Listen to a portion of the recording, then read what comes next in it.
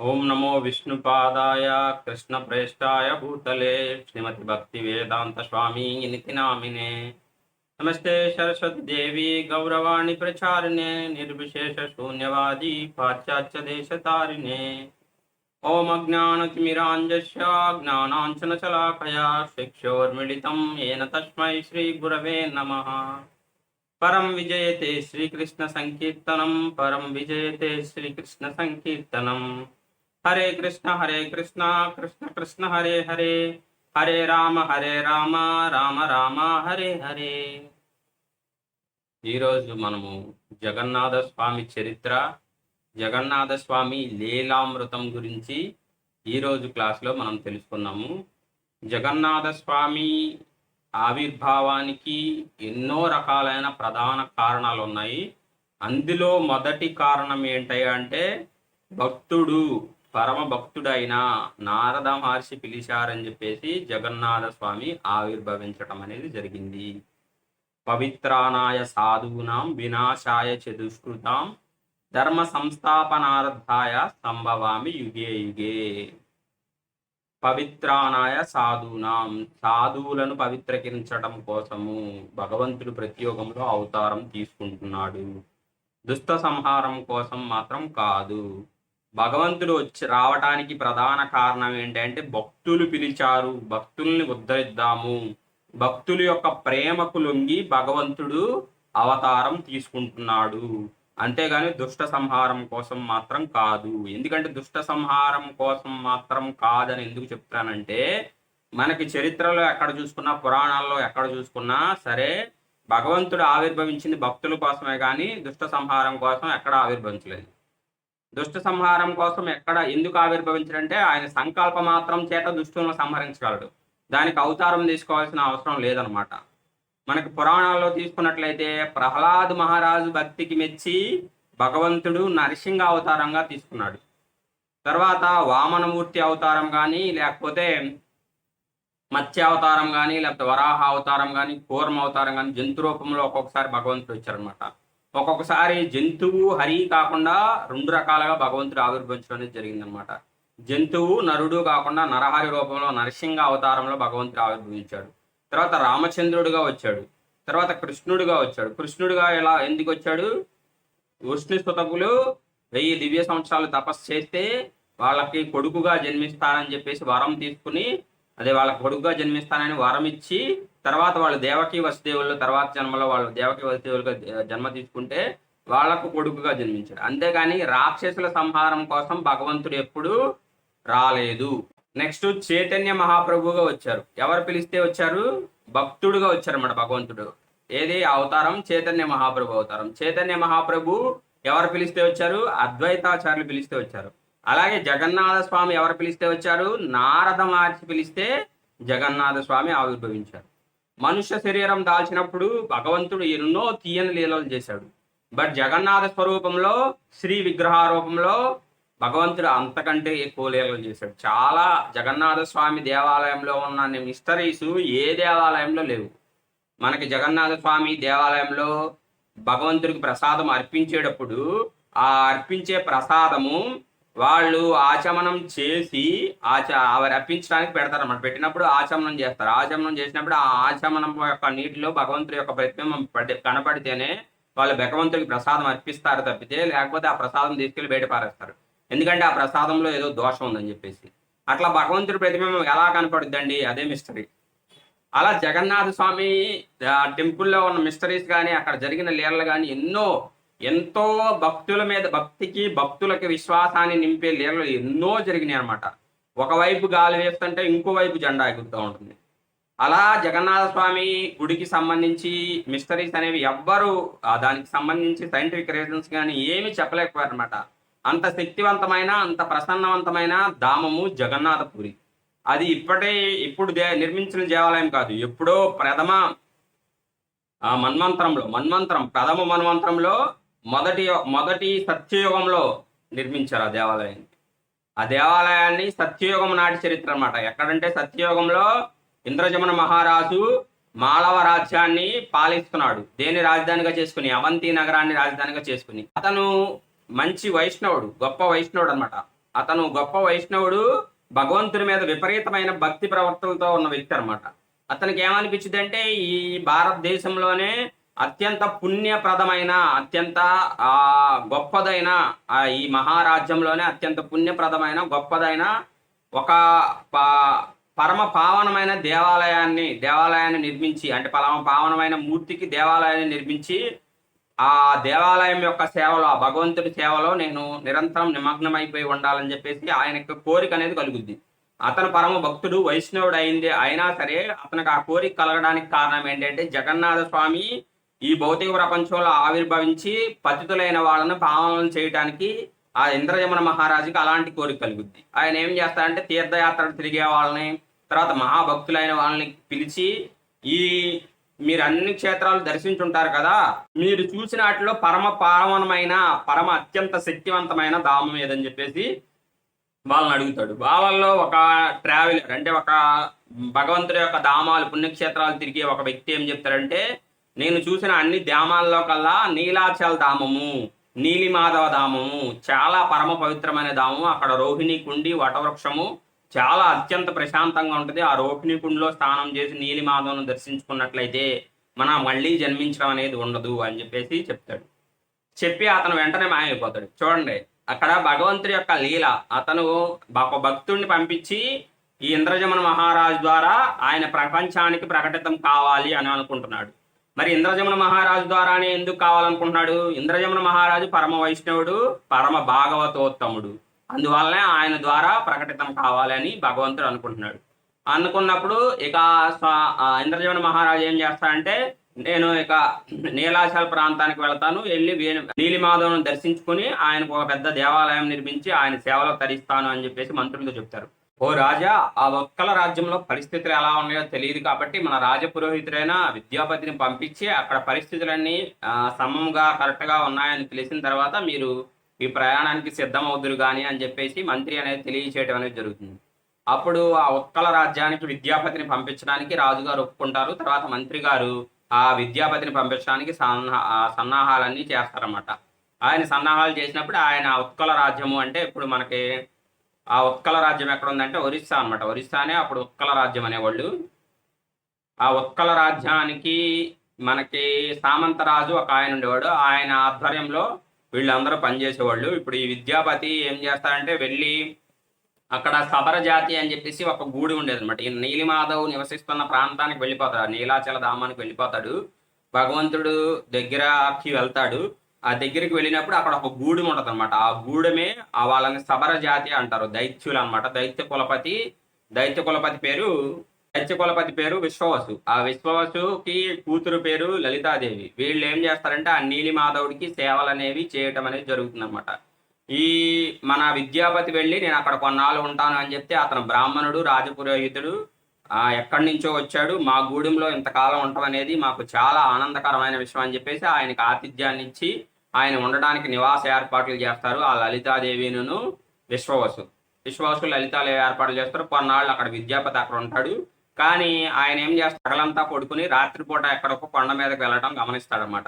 గమనించి వాళ్ళ కూతురుతో చనువుగా ఉంటూ వాళ్ళ కూతురుని అడుగుతాడు, మీ తండ్రి గారు పగలంతా నిద్రపోయి రాత్రిపూట ఎక్కడికి వెళ్తారు నాకు చెప్పు అని చెప్పేసి ఆయన అడుగుతాడు. అడిగితే ఆవిడ చెప్పుద్ది, ఒకసారి నన్ను అడిగినందుకే నా చెంప పగలగొట్టాడు, ఎన్నో రకాలైన తిట్లు తిట్టాడు, నేను మాత్రం అడగలేను అని చెప్పేసి ఆవిడ అంటది.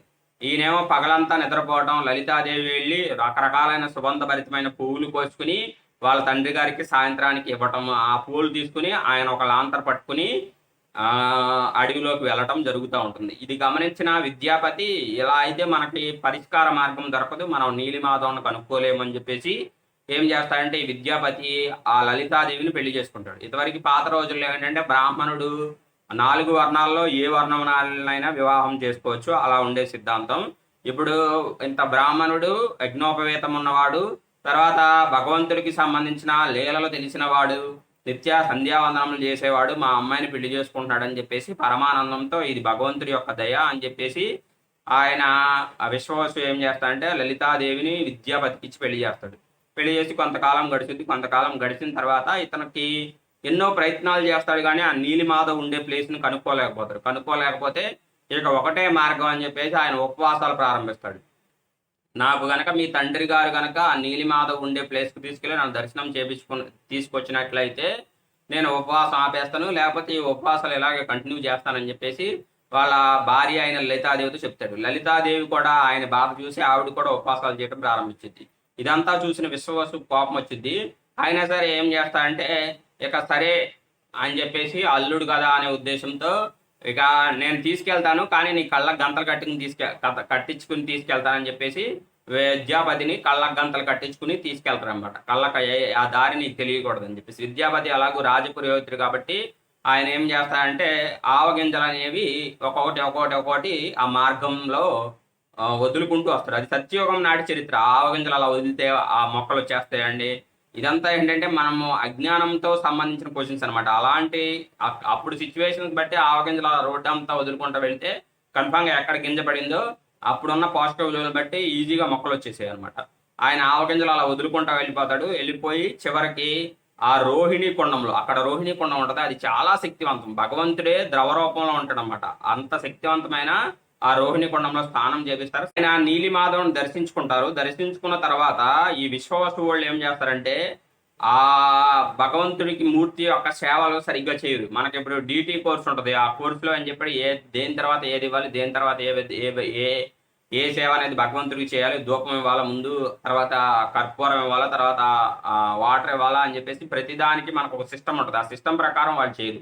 ఎలా పడితే అలా వాళ్ళు ఆ పూజ అనేది నిర్వహిస్తారు. అయినా సరే అక్కడ భగవంతుడు విశ్వాసు తన కొడుకు అనుకునే వాత్సల్య భావంతో చేస్తున్నారు కాబట్టి భగవంతుడు స్వీకరిస్తున్నాడు. అందుకనే చెప్పేది భగవంతుడి విషయంలో భక్తి అనేది ముఖ్యం. బట్ ఆ స్థాయి భక్తి మనకు రాదు. నేను అలాగే వాత్సల్య భావంతో చేస్తానంటే నేను భగవంతుడికి నా ఇష్టం వచ్చినట్టు పూజ చేస్తానంటే అసలు నువ్వు భక్తి స్థాయిలో స్టార్టింగ్ స్టేజ్లో ఉన్న వ్యక్తివి, నువ్వు ఎలా అలా పూజ చేస్తావు? మా ప్రభు గారు చెప్పారండి, వాళ్ళు చెప్పారు, వీళ్ళు చెప్పారంటే ఆ వాత్సల స్థాయి భక్తి, ఆ భక్తి మనం అనుభవిస్తేనే తెలుస్తుంది. ఎందుకంటే అలా భగవంతుడు స్వీకరిస్తున్నాడు వాళ్ళ దగ్గర.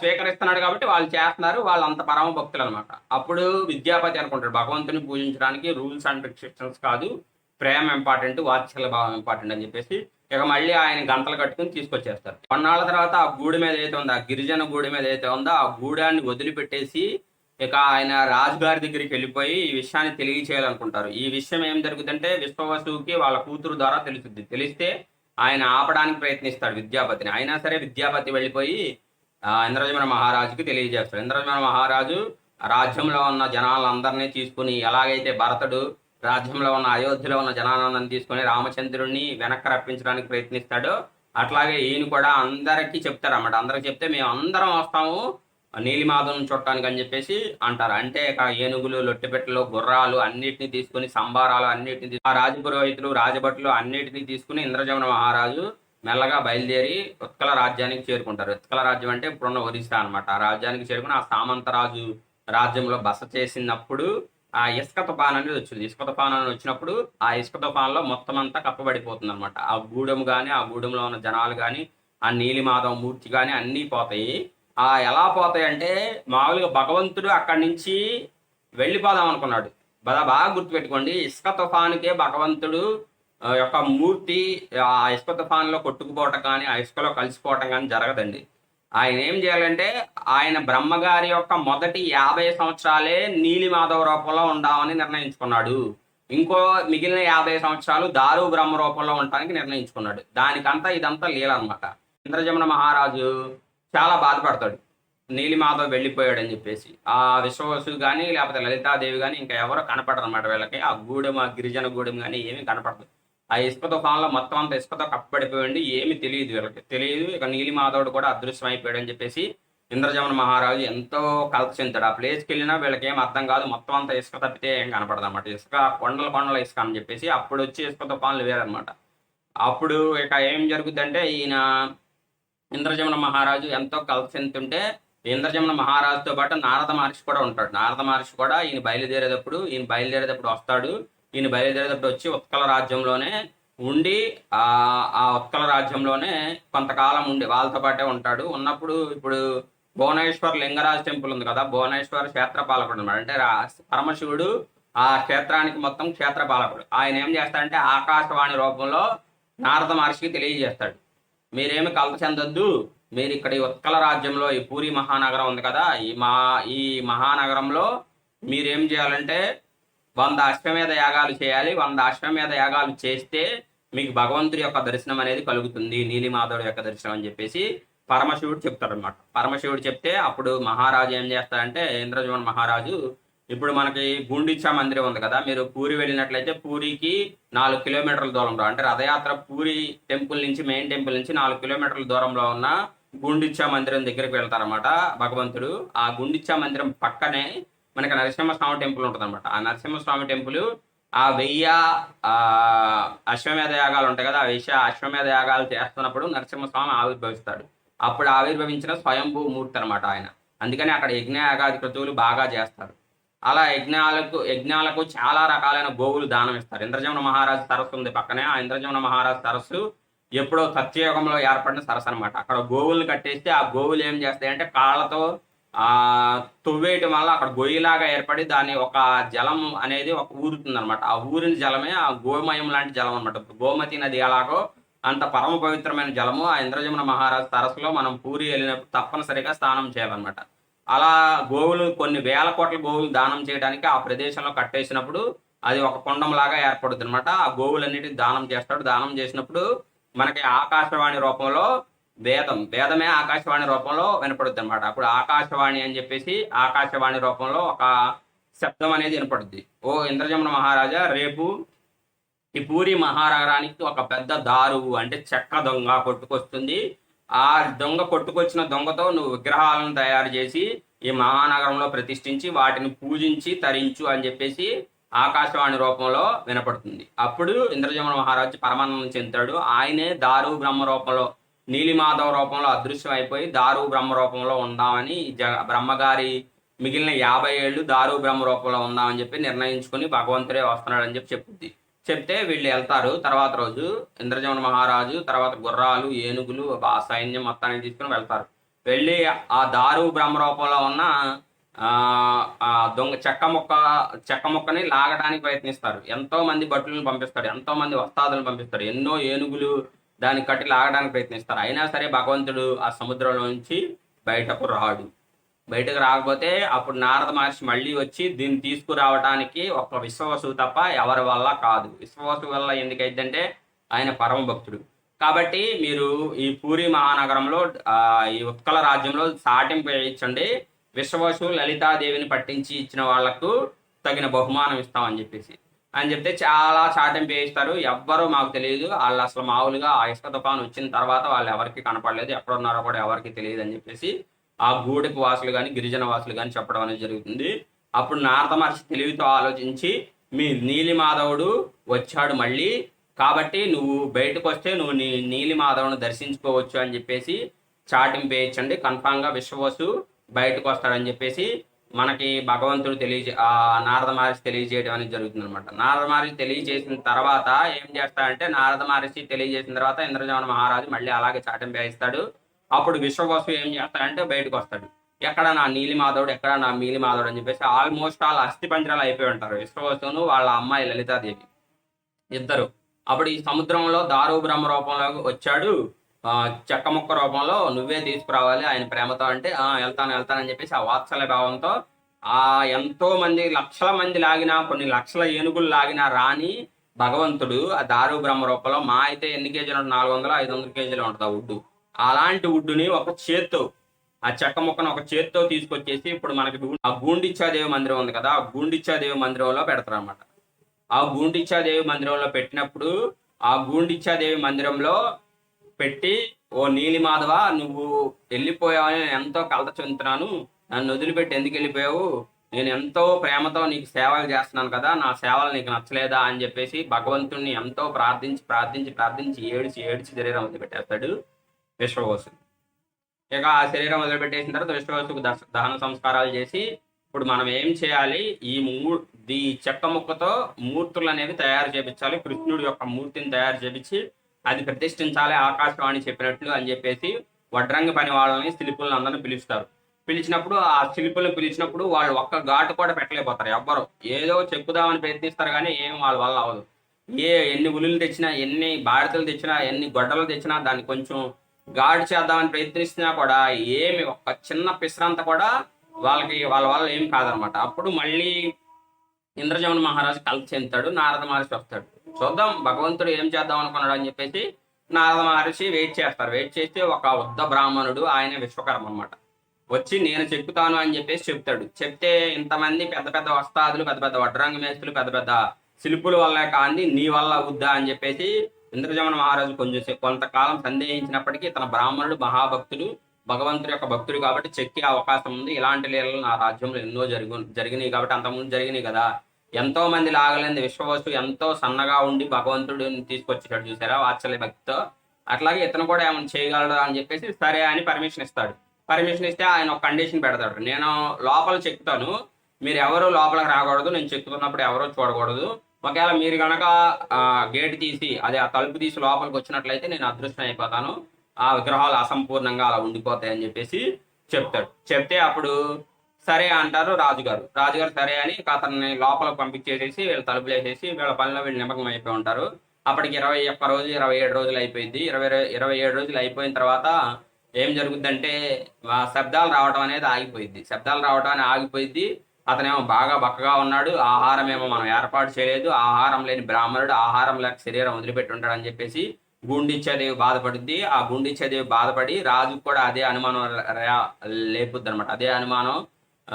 అదే అనుమానంతో అతనికి చెప్పుద్ది రాజుగారికి. రాజుగారికి కూడా ఆవిడ చెప్పిన దాన్ని బట్టి అనుమానం అనేది బలపడి ఇక ఏం జరిగినా తలుపు అనేది తీసేద్దామని చెప్పేసి, బ్రాహ్మణుడు చచ్చిపోతే బ్రహ్మహత్య పాతకం మనకు అంటుకుంటుందాం అని చెప్పేసి తలుపు తీసేస్తాడు. తలుపు తీసేస్తే విశ్వకర్మ మాయమైపోతాడు. విశ్వకర్మ మాయమైపోతే ఆ విగ్రహాలు అసంపూర్ణంగా అలా ఉండిపోతాయి. ఇప్పుడు మనకి జగన్నాథ సుభద్ర బలదేవులు ఎలా ఉన్నారో అలా ఉండిపోతాయి అనమాట. ఇప్పుడు ఈ రాజుగారు ఇలాంటి విగ్రహాలు, అసంపూర్ణంగా ఉన్న విగ్రహాలు, కృష్ణుడు తయారవ్వకుండా ఉన్న విగ్రహాలు ఇట్లా ఉండిపోయినాయే. మనం ఎంతో ప్రయత్నించాము కానీ మనకి భగవంతుడి యొక్క దర్శనం, భగవంతుడి యొక్క మూర్తులను మనం తయారు చేయించలేకపోయామని చెప్పేసి ఇంద్రజమున మహారాజు ఎంతో కలిసి చెందాడు. మళ్ళీ నారద మహర్షి వస్తాడు. నారద మహర్షి వచ్చి ఆ మూర్తులను చూసి ఎంతో పరమానందం చెందాడు. ఇవే జగన్నాథ సుభద్ర బలదేవులు.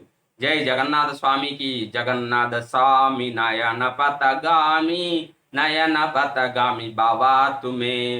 జై జగన్నాథ్ జై జగన్నాథ స్వామి జై జగన్నాథ్ అని కీర్తన చేస్తూ ఆనందం పొందుతాడు. ఈ మూర్తులు చూస్తే ఎలా ఉన్నాయి, నువ్వేమో ఎలా కీర్తన చేస్తున్నావు ఏంటి, నాకేం అర్థం కావట్లేదని ఇంద్రజమున మహారాజు అడుగుతాడు. ఓ రాజా, మిషన్ ఈజ్ అన్సక్సెస్ఫుల్ కాదు, మిషన్ ఈజ్ నాట్ ఇంపాసిబుల్ కాదు, మిషన్ ఈజ్ సక్సెస్ఫుల్. నీకు కరెక్ట్గా అయిన మూర్తులు వచ్చినాయి. ఇదే జగన్నాథ మూర్తి, జగన్నాథ సుభద్ర బలదేవులు. ఇవే నేను ద్వారకాలో చూసిన మూర్తులు. భగవంతుడు ఈ రూపంలోనే దారు బ్రహ్మ రూపంలో బ్రహ్మగారి రెండో ఆయుర్దాయమైన 50 ఏళ్ళు ఇలాగే ఉంటానని చెప్పాడు. చాలా కరెక్ట్గా వచ్చినాయి ఈ మూర్తులు. ఇంత బాగా వస్తాయి, నేను ఎలా చూశానో అలాగే వచ్చినాయి అని చెప్పేసి నారద మహర్షి పరమానందం చెందుతాడు. ఇంద్రజమున మహారాజు నువ్వేం మాట్లాడుతున్నావు నాకు అర్థం కావట్లేదు, కానీ చెప్పు విషయం ఏంటనేది నాకు కరెక్ట్గా తెలియచేయంటే, నేను ద్వారకా నగరంలో ఉన్నప్పుడు, అంటే ఇప్పుడు నారద మహర్షి అనమాట, ఒకసారి ద్వారకా నగరంలో 16,108 మంది రాణులతో భగవంతుడు ద్వారకా నగరాన్ని నిర్మించుకుని అక్కడ ఉంటున్నప్పుడు రాత్రి సమయంలో కూడా రాధాదేవిని తర్వాత గోపికా భావంలో ఉన్న గోపికల్ని నిరంతరం కలవరిస్తూ ఉండేవాడు అనమాట. మేము ఎన్ని రకాల సేవలు చేస్తున్నా కూడా ఆయన రాధాదేవినిను గోపికా భావంలో ఉన్న గోపికలను కలవరిస్తున్నాడు. వాళ్ళకంటే మేము ప్రేమను పంచలేమా, వాళ్ళు పంచినంత ప్రేమ మేము పంచట్లేదా అని చెప్పేసి అసలు రాధాదేవికిను కృష్ణుడికి మధ్య లీలలు ఏం జరిగినాయి, అంత మాధుర్య భావమైన లీలలు వాళ్ళ మధ్య ఏమన్నాయని చెప్పేసి వాళ్ళు అప్పుడు ఆ ప్రాంతంలో ఉన్నప్పుడు ఆ బృందావనంలో ఆ టైంలో ఉన్న వాళ్ళు ఎవరనేది ఆలోచిస్తే వాళ్ళకి రోహిణీదేవి అని చెప్పేసి ఒక ఆవిడ, రోహిణీదేవి దొరికింది. బలరాముడి యొక్క తల్లి రోహిణీదేవి దొరుకుద్ది. ఆ రోహిణీదేవిని పట్టుకుంటే ఈ లీలలు కనుక కృష్ణుడు విన్నట్లయితే ఆయన మళ్ళీ బృందావనం వెళ్ళిపోతాడు. కాబట్టి ఈ లీలలు వినకోకుండా మనం గేటు దగ్గర సుభద్రామాయని కాపలా పెడదాం. సుభద్రామాయ కాపలా పెడితే మనం ఈ లీలలు చెప్పుకోవచ్చు అని చెప్పేసి రోహిణీదేవి చెప్పుద్ది. సరే, కృష్ణ బలరాముడు రాని ఒక ప్లేస్లో మనం మీటింగ్ ఏర్పాటు చేసుకుని ఈ లీలల గురించి చర్చించుకుందాం అని చెప్పేసి వాళ్ళు ఏం చేస్తారంటే ఒక ప్లేస్లో ఉండి ఆ లీలల గురించి చర్చించుకుంటారు. ఆ సుభద్రామాయను ఏం చేస్తారంటే గేట్ దగ్గర పెడితే సుభద్రామాయ ఆ ద్వారంలో చెవి పెట్టి వింటా ఉండి తన్మయత్వంలో ఆవిడ కూడా మైమరిచిపోయింది. ఈలోపు కృష్ణ బలరాములు వచ్చేస్తారు. రోహిణీదేవి అని చెప్పిద్ది రాధాదేవి గురించి, గోపికా లీలల గురించి తెలియజేస్తే ఆ పారవసత్య భావంలో వాళ్ళందరూ మునిగిపోయి ఉంటారు. ఎవరో సుభద్రాదేవితో సహా బలరాముడితో సహా. బలరాముడు వచ్చి కృష్ణుడు వచ్చి ఎక్కడి నుంచో బలరాముడు కృష్ణుడు ఆటోమేటిక్గా అక్కడికి వచ్చేస్తారు. ఆ లీలలు వినటానికైనా వాళ్ళ మనసు ఆటోమేటిక్గా లాగేసింది కాబట్టి ఆ రథాలు ఆ గుర్రాలు ఎటు తీసుకొచ్చేస్తాయి. వాళ్ళు ఎక్కడో ఉంటారు, కానీ ఈ లీలలు ఎప్పుడైతే స్టార్ట్ చేశారని తెలిసిందో వాళ్ళు ఆటోమేటిక్గా ఈ ఈ సుభద్రాదేవి, తర్వాత రోహిణీదేవి, ఈ గోపికలు, ఈ 16,108 మంది రాణులు ఉన్న ప్లేస్కి వచ్చేస్తారు. వచ్చేసి సుభద్రామాయి ఏంటి ఇలా చెవి పెట్టి వింటుందని చెప్పేసి కృష్ణ బలరాములు ఇద్దరు ఏం చేస్తారంటే సైలెంట్గా వచ్చి వాళ్ళు కూడా చెవి పెట్టి వింటా ఉంటారు. వింటా ఉన్నప్పుడు ఆ పార్వసత్య భావం అంటే అది మహాప్రకాశ భావం అనమాట. అంత మాధుర్యమైన లీలలు రాధాదేవికి గోపికలకి కృష్ణుడికి మధ్య జరిగినాయి. అంత మాధుర్యత ఇంకా ఏ లీలల్లో ఉండదనమాట. అలా ఉన్నప్పుడు ఆ లీలలు వింటున్నప్పుడు భగవంతుడి యొక్క ఇంద్రియాలు అనేవి వెనక్కి వెళ్ళిపోతాయి. అదే మహాప్రకాశ భావం అని చెప్పేసి అంటారనమాట. ఆ మహాప్రకాశ భావంలో బలరాముడు, సుభద్రాదేవి, తర్వాత కృష్ణుడి యొక్క జగన్నాథుడి యొక్క మూర్తులు ఇప్పుడు మనం ఎలా చూస్తున్నాం జగన్నాథపురిలో అలాంటి మూర్తులే వాళ్ళు అలాంటి మూర్తులుగా మారిపోయి ఆ లీలలు వింటా ఉంటారు. ఆ లీలలు వింటా ఉన్నప్పుడు అటు నుంచి వెళ్తున్న నారద మహర్షి చూసేస్తాడు. చూసేసి స్వామి నేను చూసేశాను నీ అసలైన రూపాన్ని అని చెప్పేస్తే ఈ రూపం గురించి నువ్వు ఎవరికి చెప్పొద్దంటే నారద మహర్షి అంటారు, ఫస్ట్ నాకు ఒక వరం ఇవ్వండి, తర్వాత నేను మీరు చెప్పింది పాటిస్తానంటే చెప్పు నీకు ఏం వరం కావాలంటే ఆయన చెప్తాడు, ఈ రూపమే మనకి ఈ మొత్తం ఈ సకల చరాచర సృష్టికి నువ్వు చూపించాలి. ఇది మొత్తం ఎన్ని మన్వంతరాలు ఉన్నాయో అన్ని మన్వంతరాలలో ఈ రూపంలోనే నువ్వు ఉండాలి అని చెప్పి వరం అడుగుతాడు నారద మహర్షి. నారద మహర్షి వరం అడిగాడు కాబట్టి భగవంతుడు వచ్చాడు. సరే నేను బ్రహ్మగారి యొక్క మొదటి 50 సంవత్సరాలు, బ్రహ్మగారికి మొదటి 50 సంవత్సరాలు అంటే మనకున్నట్టు ఆయనకి 50 సంవత్సరాలు ఉండవు. ఆయనకి ఎలా అంటే సహస్రయోగ పర్యంతం అని చెప్పేసి భగవంతుడు భగవద్గీత విభూతి యోగంలో చెప్తారు కదా. ఎలా అంటే 10 దివ్యయోగాలు, 1000 దివ్యయోగాలు అంటే ద్వాపరయుగం, సత్యయుగం, ద్వాపరయుగం, సత్యయుగం, త్రేతాయుగం, ద్వాపరయుగం, కలియుగం, ఈ 4 కలిపి ఒక దివ్యయోగం అంటారు. ఇలాంటి దివ్యయోగాలు 1000 వస్తే బ్రహ్మగారికి ఒక పగలు. మళ్ళీ రాత్రి సమయం అంతా మళ్ళీ అలాంటియే 1000 వస్తే మళ్ళీ రాత్రి అవుతుంది అనమాట. అలాంటి రాత్రి పగలు ఒకటి గడిస్తే ఒక రోజు, అలాంటి రోజులు 12, అలాంటి రోజులు 30 గడిస్తే ఒక నెల, అలాంటి నెల 12 గడిస్తే ఒక సంవత్సరం. అలాంటి బ్రహ్మగారి 50 సంవత్సరాల వరకు భగవంతుడు నీలి మాధవ రూపంలో ఉంటాడు. ఇప్పుడు మనం పూరి జగన్నాథులో జగన్నాథ స్వామి ఉన్నారంటే దారు బ్రహ్మ రూపంలో, అంటే బ్రహ్మగారికి ఇప్పుడు 50 సంవత్సరాలు దాటిపోయి, ఆల్రెడీ ఆయనకి 50 సంవత్సరాలు దాటిపోయినాయి. 50 సంవత్సరాలు దాటిపోయిన ఏజ్ గడుస్తుంది అనమాట ఇప్పుడు బ్రహ్మగారికి. అంటే ఇవన్నీ జరిగిపోయినాయి, చాలా మన్వంతరాలు వెళ్ళిపోయినాయి, చాలా కల్పాంతాలు వెళ్ళిపోయినాయి. బ్రహ్మగారికి 50 సంవత్సరాలు ఆయుర్దాయం అయిపోయింది. అందుకని నేనేం చేస్తానంటే ఫస్ట్ 50 సంవత్సరాలు అంటే బ్రహ్మగారు పుట్టిన దగ్గర నుంచి మొదట ఉండే 50 సంవత్సరాల వరకు నేను నీలిమాధవ రూపంలోనే భగవంతుడికి ఈ భక్తులకి దర్శనం అనేది కల్పిస్తాను. తర్వాత దారు బ్రహ్మ రూపంలో మిగిలిన 50 సంవత్సరాలు దారు బ్రహ్మ రూపంలో ఉంటానని చెప్పేసి నారద మహర్షికి వరం ఇస్తాడు. ఆ నారద మహర్షికి ఇచ్చిన వరము ఈ ఇంద్రజమన మహారాజు ద్వారా ఫుల్ఫిల్ చేస్తాడు అన్నమాట భగవంతుడు. భగవంతుడి యొక్క లీలలు కానీ లేకపోతే కథలు కానీ లేకపోతే దాని యొక్క అంతరార్థాలు అనేవి తెలుసుకోవడం అనేది మనకు సాధ్యమైన విషయం కాదు. అంటే మన మేధస్సు కలదు అది. ఎందుకంటే భగవంతుడు సంకల్పం చేతే 14 భువనభాండాలను సృష్టించగలను అంటున్నాడు. భగవంతుడి సంకల్పం చేతే దుష్టులను సంహరించగలడు. భగవంతుడి సంకల్పం చేతే ఎన్నో చేయగలడు. మనకు 15వ అధ్యాయంలో విభూతి యోగంలో 15వ అధ్యాయంలో పురుషోత్తం ప్రాప్తి యోగంలో 15వ శ్లోకంలో చెప్తారన్నమాట. ఏమని చెప్తాడు? సర్వశాహం హృతి సన్ని విష్ణుం మత్త స్మృతి జ్ఞాన మహోపనంచ వేదేషు సర్వం అహమేవ వేద్యో వేదాంత కృద్వేద విద్య ఇవచాహం అని చెప్పి భగవంతుడు అంటాడు. నేనే స్మృతి, జ్ఞానం, మెమరీ అన్నీ నేనే, మర్చిపోవడానికి కానీ తలపుకు కానీ నేనే, వేదాల తీర్థ శరీరమైన వాడిని నేనే, వేదాల మొత్తానికి కారణమైన వాడిని నేనే, వేదాన్ని నేనే అని చెప్పి భగవంతుడు అక్కడ తెలియజేస్తున్నమాట. అలాగే ఏంటంటే ఇక్కడ ఎప్పుడు ఇంద్రజమన మహారాజుకి ఈ కోరిక పుట్టాలి, ఎప్పుడు ఏం జరగాలనేది ఇదంతా భగవంతుడి యొక్క జగన్నాథుడి యొక్క లీలా నాటకం అని చెప్పి మనం చెప్పాలన్నమాట. ఇప్పుడు భగవంతుడు మహాప్రకాశ భావంలో ఉన్నాడు కాబట్టి చాలా కరుణామూర్తిగా ఉంటాడు అన్నమాట.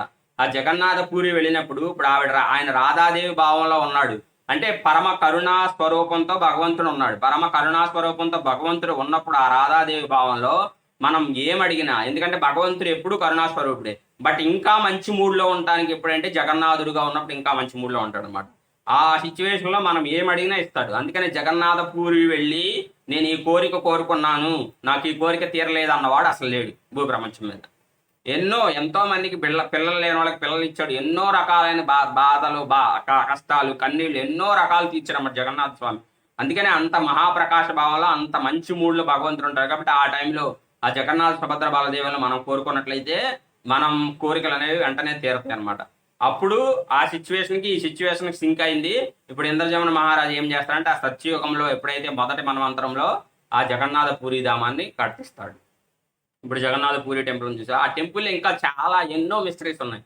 లోపలికి వెళ్తే ఒక్కొక్కటి ఒక్కొక్క వింతగా ఇప్పుడు మనకున్న కలియుగంలో జనులకి ఒక్కొక్కటి ఒక్కొక్క వింతగా అనిపిస్తుంది. ఆ అంత సిచ్యువేషన్స్ ఉన్నాయి. ఆ లీలలన్నీ మనం ఇంకా రాబోతున్న నెక్స్ట్ డేస్లో మనకి 4 days 5 days రీచ్ చేసుకున్నప్పుడు ఒక్కొక్క దాంట్లో ఒక్కొక్క లీల, ఒక్కొక్క 4-5 లీలల గురించి మనం చర్చించుకుందాం. కాబట్టి ఇప్పుడు మాత్రం మీరు ఏం చేయాలంటే ఆయన మహాప్రకాశ భావంలో ఉంటాడు కాబట్టి మీరు జగన్నాథ పూరి వెళ్ళినప్పుడు భగవంతుడిని ఏం వేడుకున్నా ఇస్తాడు. కాకపోతే ఏంటంటే ఏం వేడుకున్నా అంటే మీకు సంబంధించిన అధర్మబద్ధమైన కోరికలు కోరుకోవడం అనేది మంచిది కాదనమాట.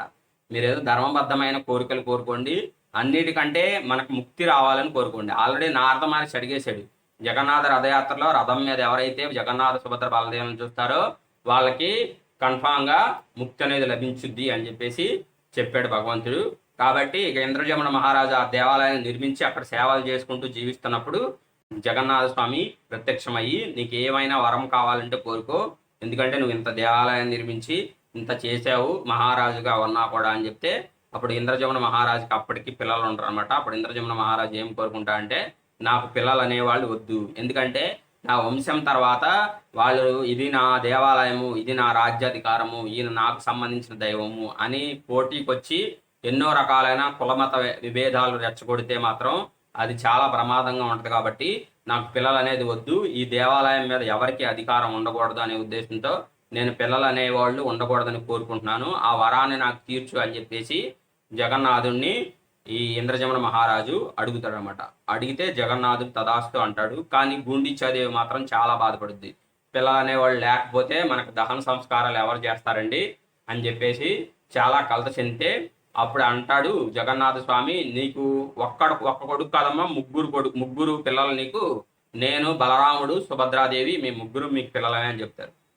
మీరు మాకు పిల్లలే కానీ మేము శరీరం వదిలిపెట్టిన తర్వాత మాకు దహన సంస్కారాలు ఎవరు చేస్తారంటే మేమే చేస్తాం. అందుకనే శ్రద్ధ వేసే అవసరం అని మార్గశిర మాసంలో ఇంద్రజమున మహారాజు గుండిచ్చాదేవి శరీరం వదిలిపెట్టిన తిథి రోజున శ్రద్ధావేశ అవతారం, అంటే శ్రద్ధ అంటే శ్రద్ధతో పెట్టేది శ్రాద్ధం అనమాట. ఆ శ్రాద్ధ కర్మ అనేది చేయడానికి భగవంతుడు శ్రద్ధావేశ అవతారంలో వచ్చి ఇంద్రజమున మహారాజుకి శ్రాద్ధం అనేది పెడతారనమాట. ఓకే, శ్రాద్ధం పెడతారు, బాగానే ఉంది. మా పిల్లలు నాకే కనుక పిల్లలు ఉన్నట్లయితే ఎక్కడున్నా ప్రపంచంలో వాళ్ళు ఎక్కడున్నా కనీసం రోజుకి సంవత్సరానికి 4-5 రోజులైనా వచ్చి మా ఇంటికి వెళ్తారు కదా, మీరు అలా రాలేరు కదా అని చెప్పేసి గుండిచ్చాదేవి అడుగుతాం అనేది జరుగుతుంది అనమాట. అప్పుడు జగన్నాథుడు ఏమంటారంటే సరే మేము ఎక్కడ సంవత్సరం అంతా ఇక్కడ ఉన్నా కూడా ఒక 9 రోజులు మాత్రం నీ గుండిచ్చా మందిరానికి వచ్చి నిన్ను పలకరించి నీతో ఆడుకుని నీతో సంతోషాలను పంచుకుని తల్లిగా నువ్వు నీ ప్రేమను పంచితే మేము ఆ ప్రేమను పొంది మళ్ళీ రిటర్న్ జగన్నాథపూరికి వెళ్ళిపోతాం అని చెప్పేసి చెప్తాడు. అదే ఇప్పుడు రథయాత్ర అనమాట. మనకు రథయాత్ర జరిగేది ఎందుకంటే ఆ గుండిచ్చాదేవి అడిగింది ఆ వరం అడగటం వల్ల భగవంతుడు తదాస్తున్నాడు. అందుకనే వీళ్ళు కొడుకుల రూపంలో అంటే జగన్నాథుడు, సుభద్రాదేవి, బలరాముడు. అందుకనే మనకి జగన్నాథుడు రథం ముందు రాదు, ముందు బలరాముడు పెద్ద ఆయన కాబట్టి బలరాముడు రథం ముందు వెళ్తుంది, తర్వాత సుభద్రాదేవి చెల్లి మధ్యలో ఉంటుంది, లాస్ట్లో జగన్నాథుడు వస్తాడు. వీళ్ళందరూ ఒక క్రమ పద్ధతిలో లోపలికి వెళ్తారు గుండిచ్చాదేవి దగ్గరికి వెళ్ళి అక్కడ తల్లి ప్రేమను పొంది తల్లి ప్రేమను అనుభవించి వీళ్ళు కొడుకులుగా ఆవిడ భావించుకుని ఆ తన్మయత్వాన్ని ఏదైతే పొంది వాళ్ళు మళ్ళీ నెక్స్ట్ ఇయర్ మళ్ళీ వస్తామమ్మా అని చెప్పేసి ఇక సేవలో ఉన్నాయి జగన్నాథపురిలో ఎన్నో రకాలైన భక్తులు వస్తూ ఉంటారు. వాళ్ళందరూ కోరికలు తీర్చాలని చెప్పేసి వాళ్ళు మళ్ళీ వెనక్కి రావడం అనేది జరుగుతుంది అనమాట. ఇది జగన్నాథ రథయాత్ర యొక్క మర్మం అనమాట. యథార్థానికి జగన్నాథ రథయాత్ర అప్పటి నుంచి ఎప్పుడు సత్యయోగం దగ్గర నుంచి, అందుకని చైతన్య మహాప్రభు కూడా జగన్నాథ రథయాత్రలో పాల్గొనడానికి కారణం. ఎన్నో వేల మంది జగన్నాథ రథయాత్రలో పాల్గొంటారు, ఎంతో మంది సాధువులు. అది ప్రథమ మన్వంతరం దగ్గర నుంచి జరుగుతున్న రథయాత్ర. అప్పుడే భగవంతుడు వీళ్ళకి వరమిస్తాడు అనమాట. అలా వరమిస్తాడు. అప్పుడు చాలు నాయన ఇన్ని వరాలు మాకు ఇచ్చావని చెప్పేసి వాళ్ళు సేవ చేసుకుని సరించి శరీరాలు వదిలిపెడతారనమాట. ఇది జగన్నాథ స్వామికి సంబంధించిన లీలా విశేషం, జగన్నాథుడు ఆవిర్భావానికి. కాకపోతే ఏంటంటే మీరు ఫైనల్గా తెలుసుకోవాల్సిన 2 విషయాలు ఈ జగన్నాథ లీలలో ఏంటయ్యా అంటే, భగవంతుడు విగ్రహ రూపంలో వచ్చిన ఎన్నో తీయని లీలలు చేస్తాడు. భగవంతుడు ఆవిర్భావం అనేది దుష్ట సంహారం కోసం జరగదు. భక్తుల కోసమే జరుగుద్ది. భక్తుల ప్రేమతో పిలిచారని భగవంతుడు ఆవిర్భవిస్తాడు తప్పితే దుష్ట సంహారం కోసం ఆవిర్భవించడు. ఈ విషయాలు తెలుసుకోవాలి. ఇదంతా ఇప్పుడు ఇంద్రజమన మహారాజుకి కానీ ఇలా కళ్ళలో కనిపించడం కానీ, ఇలా టెంపుల్ కట్టించాలని ఆశ రావటం కానీ, అతను నీలి మాధవుడు ఎక్కడ ఉన్నాడని వెతుక్కోవటం కానీ, పురోహితుని పిలవటం కానీ, తర్వాత విద్యాపతిని పంపించి అది కనిపెట్టడం కానీ, తర్వాత ఈయన వచ్చినప్పుడు ఆ ఇస్పత ఖాన్ రావటం కానీ, ఆ నీలి మాధవుడు అదృశ్యం అయిపోవటం కానీ, తర్వాత దారు బ్రహ్మ రూపంలో భగవంతుడు మిగిలిన 50 ఏళ్ళు ఉండటం కానీ, ఇదంతా ఏంటంటే భగవంతుడి యొక్క లీలామృతం. ఈయన జగన్నాథ సుభద్ర బలదేవులుగా ఈ ప్రపంచంలో ఉండాలని ఆయన నిర్ణయించుకున్నాడు. ఎందుకంటే బ్రహ్మగారు రెండవ సగభాగం అనేది స్టార్ట్ అయింది అనమాట. అంటే రెండవ 50 ఏళ్ళ సంవత్సరాలు మొదలైంది. ఆ రెండో 50 ఏళ్ళ సంవత్సరాలు మొదలైంది కాబట్టి ఆ భగవంతుడు ఇచ్చిన మాట ప్రకారం దారు బ్రహ్మగానే ఉండాలి కాబట్టి వీళ్ళందరినీ ఈ లీలా వినోదంలో వీళ్ళందరినీ పరమ భక్తులైన వాళ్ళని యూజ్ చేసుకుని ఈ లీల అనేది చేశారన్నమాట జగన్నాథ్. అందుకనే జగన్నాథ పూజ ఒక్కటే మాత్రమే ఆ నీటిలో కల్పాంతం తర్వాత నీటిలో మునగదనమాట. ఆ కల్పాంతం అయిపోయినప్పుడు మొత్తం అంతా భూమి అంతా వాటర్లో కలిసిపోయినప్పుడు మార్కండేయ మహాముని ఒక్కడే ఆయుర్దాయం ఉంటుంది కాబట్టి ఆయనకి పూర్ణ ఆయుర్దాయం, ఆయన ఒక్కడే తేల్తా ఆ వాటర్లో ఆ చేపలు కొరికేసుకుంటూ కొంచెం ఇబ్బంది పెడతా ఉంటాయి అనమాట. చేపలు కానీ ఆ జలచరాలు కానీ ఆయన తొడలు కొడుకుతూ ఉంటాయి, ఇబ్బంది పడతారు. ఆయన ఒకసారి ఏం చేస్తారంటే అవి తేలుకుంటూ జగన్నాథ పూరి వస్తాడు. ఈ జగన్నాథ పూరి ఒక్కటే ఆ వాటర్లో మునక్కుండా అలా ఉంటది. అప్పుడు ఆశ్చర్యపోతాడు. ఆ మర్రాకు ఉంటుంది కదా, మర్రి చెట్టు ఒకటే ఒక వటవృక్షం ఉంది కదా, ఆ వటవృక్షం నుంచి ఒక ఆకు కింద పడితే ఆ ఆకు మీద స్వామి కనపడతారు అనమాట. అందుకని అన్నమాచార్యులు కీర్తిస్తారు కదా, తెప్పగా మర్రాకు మీద తేలాడు వీడు ఎప్పుడు లోకములెల్లా ఏలేటివాడు అని చెప్పేసి కీర్తన చేస్తారు. తెప్పగా మర్రాకు మీద తేలాడు ఎప్పుడు లోకములెల్లా ఏలేటివాడు అని చెప్పేసి అన్నమాచార్యులు, అంటే చిన్న పిల్లోడి రూపంలో బొటన వేలు నోట్లో పెట్టుకుని నాకుదు భగవంతుడు మార్కండేయ మహర్షికి దర్శనం ఇవ్వడం, మార్కండేయ మహామునికి దర్శనం ఇవ్వడం జరుగుతుంది. అప్పటి నుంచి మార్కండేయ మహాముని ఆ పూరి మహానగరంలోనే నివసించడం అనేది జరుగుతుంది అనమాట. కాబట్టి పూరి జగన్నాథ స్వామిని దర్శించడం కానీ, ఆ రథయాత్రలో పాల్గొనటం కానీ, ఎన్నో కోటాను కోట్ల జన్మల భగవంతుడి యొక్క అనుగ్రహం ఉంటేనే, ఎంతో భక్తి చేస్తేనే ఆ ధామంలోకి వెళ్ళి పరమ పవిత్రమైన ధామంలో నిరంతరం భగవన్నామం హరే కృష్ణ మహామంత్రాన్ని జపిస్తూ ఆ రథయాత్రలో పాల్గొంటారు తప్పితే లేకపోతే పాల్గొనలేరు. ఎందుకంటే అంత శక్తివంతమైన ధామం ఎక్కడ ఉందండి అసలు చెప్పండి. వెంకటాచలం కూడా కలియుగంలో వెంకటేశ్వర స్వామి కూడా మొన్న మధ్య వచ్చిన దైవం, కలియుగం స్టార్టింగ్లో వచ్చిన అవతారం అది. బట్ మొదటి మన్వంతరంలో మొదటి ఈ సత్యుగంలో జరిగిన లీల అనమాట ఇది. చూడండి, మీరు చెప్పడానికి కూడా మనకి ఎంత స్థాయి ఉందో చూడండి. అది ఎంత గొప్ప దేవాలయం, ఎంత గొప్ప టెంపుల్. అలాంటి దేవాలయము ఇసలా ఈ భూప్రపంచం మీద ఇంకోటి లేదు. రామేశ్వరం కానీ, బద్రీనాథ్ కానీ, ద్వారకా కానీ, ఇవన్నీ దేనికి సాటి రావు అనమాట. ఏవి సాటి రావు ఈ ఈ జగన్నాథ పూరి ధామానికి. కాబట్టి దయచేసి అందరూ జగన్నాథ రథయాత్రకి, జగన్నాథ పూరి ధామంలో ఒక్కసారైన సంవత్సరానికి అక్కడికి వెళ్తే మీరు శరీరాలు వదిలిపెడతారు, అక్కడ రష్గా ఉంటుంది, మా వల్ల కాదు, ఇదంతా అజ్ఞానం అనమాట. కొంతమంది ఏంటంటే మేము ముసలోళ్ళం అయిపోయినా మేము వెళ్ళలేమండి, అక్కడ అంత రష్లో మేము ఎక్కడ చేస్తాం అంటారు. మిగిలిన అన్నీ చేయాల్సినవి అన్నీ చెప్పి కరోనా వచ్చినప్పుడు బయట తిరగడం కానీ ఇట్లాంటివి మాత్రం బాగానే తిరుగుతారు. ఈ సిచ్యువేషన్లో మాత్రం ఏదో జరుగుద్దని ఏమి జరగదు.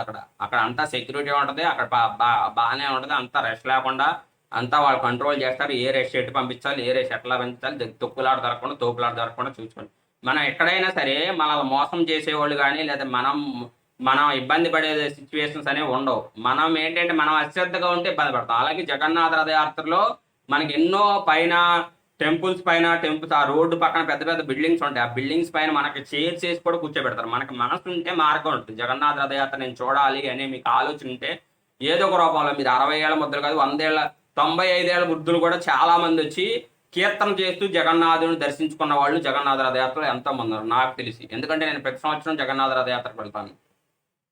కాబట్టి మీరు ఆలోచించుకుని జగన్నాథ స్వామి అంటే పరమ పవిత్రమైన మహాప్రకాశ భావంలో అత్యంత సులువుగా ప్రసన్నమయ్యే శక్తి. కాబట్టి మనము ఆ స్వామిని ప్రసన్నం చేసుకోవడానికి జగన్నాథ రథయాత్రను చూడటం కానీ దర్శనం చేసుకోవటం కానీ, ఆ పరమ పావనమైన ఆ విశ్వవస్తు ఎలా ఉన్నాడో ఆ వాత్సల్య భక్తితో మనం జగన్నాథ స్వామిని కొలవాలి, పూజించాలని ఆశిస్తూ ఈ క్లాస్ ఇంతటితో ముగిస్తున్నాము. జై భక్తి సిద్ధాంత సరస్వతి గోస్వామి శ్రీల ప్రభుపాదికి జై, భక్తి వేదాంత స్వామి శ్రీల ప్రభుపాదికి జై, అనంతకోటి వైష్ణవ బృందకి జై, కలియుగ ధర్మ హరినామ సంకీర్తనకి జై, నమచర హరిదాస్ ఠాగూర్ की जय, बंका बिहारी लाल की जय। అలాरनाथ की जय, साक्षी गोपाल की जय, जय जय श्री क्षेत्र जगन्नाथ पुरी धाम की जय, नीताय गौर प्रेमानंदे, हरे हरे बोल, हरे कृष्णा. హరే కృష్ణ. మేము కృష్ణ భక్తి ప్రచారం కోసం ఈ ఛానల్ని స్టార్ట్ చేయడం జరిగింది. మీరు ఇంతవరకు మా ఛానల్ని సబ్స్క్రైబ్ చేసుకున్నట్లయితే సబ్స్క్రైబ్ చేసుకోండి, లైక్ చేయండి, షేర్ చేయండి, కామెంట్ చేయండి, గంట సింబల్ ప్రెస్ చేయడం మాత్రం మర్చిపోకండి. హరే కృష్ణ.